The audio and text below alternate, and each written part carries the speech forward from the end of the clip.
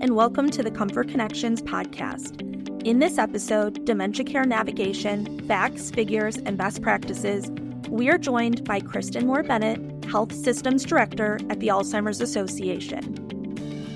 Aging services professionals tune in to hear insights from the 2024 Alzheimer's Disease Facts and Figures report and key challenges faced by caregivers and healthcare workers in helping people living with Alzheimer's disease or other dementia navigate the healthcare system. Welcome, Kristen. Thank you for joining us today. Thank you. It's great to be here to share some insight with your listeners. Unfortunately, the statistics aren't pleasant. An estimated 6.9 million Americans 65 and over have Alzheimer's dementia, which equals 10.9% of that population. And that's just the number that are being accurately diagnosed. Wow, Kristen, those statistics are staggering. It goes into recently, the Alzheimer's Association released its latest 2024 report, Alzheimer's Disease, Facts and Figures. Can you share some background on that report with us? It hit the wire about 2 weeks ago, and the 2024 Facts and Figures report, along with a special report, mapping a better future for dementia care navigation. And since its inaugural release in 2007, the Alzheimer's Association Facts and Figures report has been the go-to source covering the broad spectrum of various dementia-related issues. The release of this most recent report is timely as the number of people affected by dementia as either a patient or caregiver is continuing to explode, as I mentioned earlier, as the baby boomers age. By this time next year, 2025, all members of the baby boomer generation will be over 65. So the population of 65 plus is projected to go from 58 million in 2022 to 82 million by 2050. Also in 2050, the number of Americans living with Alzheimer's dementia is expected to reach nearly 13 million, which would be double of where it is today. Those numbers are shocking. With this in mind, could you share with our listeners what are some of the key updates and insights from the 2024 report, especially regarding the challenges faced by caregivers and healthcare workers when helping people living with Alzheimer's dementia or other dementia navigate the healthcare system? Yes, it's tough because the burden on Alzheimer's disease and related dementia caregivers is significant. In 2023, close to 11.5 million caregivers provided nearly 18.4 billion hours of unpaid caregiving, which was valued at $346.6 billion. 59% of these family caregivers with report having dementia-related stress because of their caregiving, and they say it's very high or high. 38% of the caregivers report physical stress, which takes a toll on their own health and well-being. On top of that, 60% of these caregivers were also employed during the last year. Can you imagine trying to focus on work when you're worried about your loved one at home and worrying about your job while you're caretaking for your loved one? A little over half of these caregivers report having to take time off or go in late, and 16 had to take a leave of absence. Not only is coordinating care stressful, but compounded with the fact that 66% have difficulty finding the resources and support they need. That's why it's so important that this report comes out every year so people realize that the Alzheimer's Association is available 24/7 at the 800 number 1-800-272-3900. The stress that these families must be experiencing is remarkable. And it's good to know what resources are available. Can you touch upon a few of the insights the research revealed into the experiences and challenges faced by caregivers and healthcare workers when helping individuals living with Alzheimer's dementia or other dementia navigate the healthcare system? Unfortunately, the bottom line is there are not enough caregivers in the healthcare workforce to take care of the current population, let alone what's going to be happening in the next several years. So as the prevalence of Alzheimer's disease increases, so does the need for members of the paid workforce who are involved in diagnosing, treating, and caring for those living with the disease. The shortage of these dementia care specialists is a barrier to timely and accurate diagnosis, and a lack of diagnosis means a delay in treatments, care delivery, and supportive services. 55% of primary care physicians caring for people living with Alzheimer's disease report there aren't enough dementia care specialists in their communities to meet patient demands. One of the initiatives for the Alzheimer's Association is to prepare primary care physicians to manage these patients at the primary care level until it's warranted to be referred to a dementia specialist. Also, there's a substantial difference in specialist availability between urban and rural settings. 44% of PCPs in a large city and 54% of those in a suburb near a large city reported there were not enough specialists in their area. In contrast, 63% of PCPs in a small town or city and 71% of PCPs in a rural area reported a lack of specialists. Shortage of dementia care specialists and direct care workers are compromising care for people living with dementia. Between 2012 and 2022, the number of direct care workers increased from 3.2 million to 4.8 million due to growing demand for long-term care. More than 1 million additional direct care workers will be needed to meet the future demands between 2021 and 2031. More new workers than in any other occupation in the United States. 21 states expect to see a 30 to 40% increase in the size of the workforce, and in my state of Arizona, it's expected to need to increase by 50%. Although sizable, these employment projections fall short of true workforce demand.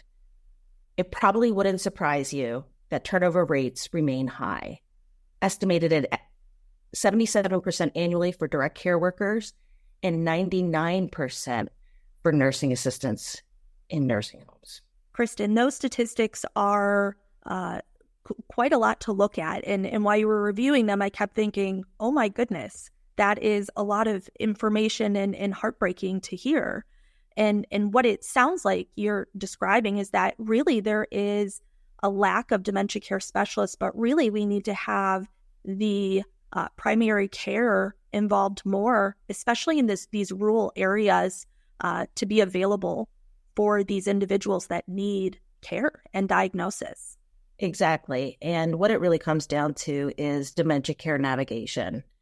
Instead of, the automatic referral to a specialist, many patients can be taken care of in their primary care practice with the help of dementia care navigators. So in the accompanying special report of the facts and figures, Mapping a Better Future for Dementia Care Navigation, there's a comprehensive look into the dementia care navigation, surveying caregivers and healthcare workers on their experiences, challenges, awareness, and perceptions of care navigation in dementia care. Dementia health care is a complex maze composed of primary care providers, specialists, social services, medication management that caregivers often have difficulty understanding and accessing various aspects of care. Surprise, surprise, dementia caregivers experience difficulty and stress in interacting with the healthcare system. The cost and care coordination are top stressors for dementia caregivers, and care navigation is an unfamiliar term for most dementia caregivers, although they may receive help. I recently experienced an issue with my father back east, who does not suffer from dementia, luckily, but he is 80 years old and was in and out of the hospital several times over the last couple of months. And the cardiologist wasn't talking to the infectious disease doctor, who wasn't talking to the urologist. So care navigation is something that's needed across the board for our most vulnerable adults. Some of the top services that would be helpful to dementia caregivers include around-the-clock support, care coordination, and help understanding their care recipient's condition. Overwhelmingly, caregivers would welcome dementia care navigation support and believe it would benefit both the person living with dementia and the caregiver. From a healthcare provider perspective, a majority, 60%, of healthcare workers surveyed believe that the U.S. healthcare system is not effectively helping patients and their families with this dementia care navigation. It then falls to the non-physician healthcare workforce to provide these navigator-type services to patients and caregivers, in addition to all of the other responsibilities of their role. The healthcare workers included medical professionals, so your nurse practitioners, your physician assistants and registered nurses, and non-medical professionals, healthcare social workers, community health workers, and home health aides, all of which we are in great demand of. Healthcare workers providing care navigation say more can be done to help patients and family navigate dementia care, but point out current barriers. Most of the non-physician healthcare providers surveyed are familiar with care navigation and provide some sort of navigator-type services, even if it's not their focus. Most non-physician healthcare professionals who provide navigation have experience with other medical specialties, with few working on teams that are focused extensively on dementia. The majority say, and I'm going to underline this 10 times, the majority say that the training in dementia care navigation is lacking and not standardized.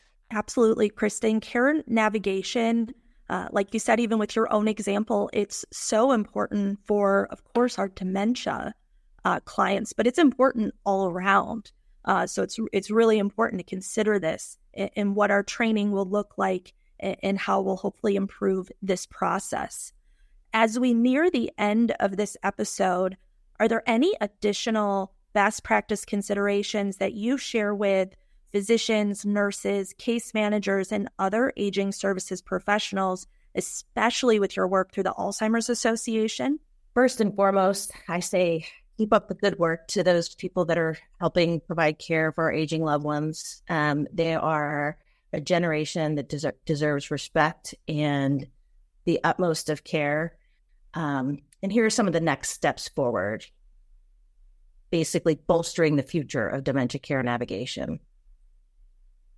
So findings from the Alzheimer's Association do indicate that dementia caregivers want and need help navigating the current healthcare system, as we were talking about earlier. And studies show dementia care navigation programs can offer significant benefits to people living with dementia and their caregivers, improving health outcomes, reducing healthcare costs, and lessening caregiver stress.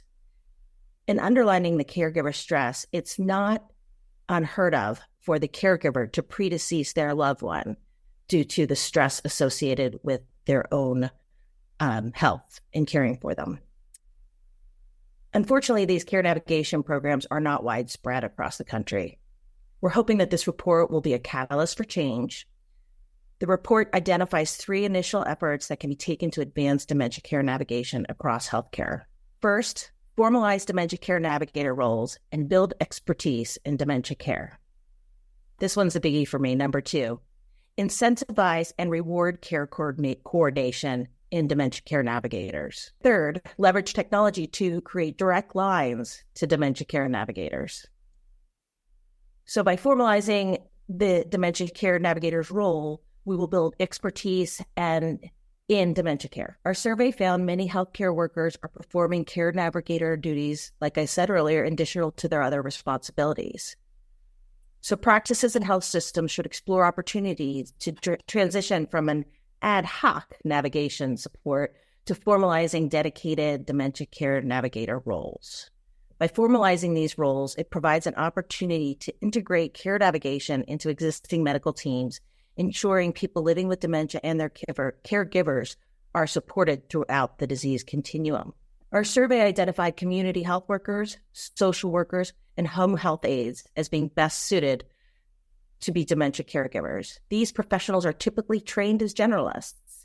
Supplemental training and resources are necessary to build a solid foundation in both the practical and emotional aspects of dementia care. Caring for a patient with Alzheimer's and other dementias is very different than caring for other patients. and it requires specialized training and helping the caregiver to understand that they're living in the patient's world. And in order to best serve those patients, they need dementia care training. So, Kristen, as I've been listening to you explain, what could help and what would improve, as the training specialist at ComForCare, my training ears have gone up, and I'm thinking, how do we get this information to the people that we need? What is the Alzheimer's Association working on in that regard? I'm glad you asked. The Alzheimer's Association is developing a person-centered navigator training curriculum and certification that is slated for release later this year. This curriculum incorporates the Alzheimer's Association evidence-based dementia care practice recommendations, which can be referenced in the notes. In addition, our report identifies several dementia care training programs and resources that can be used to build dementia care competency currently. You can see that on page 112 of the Facts and Figures report.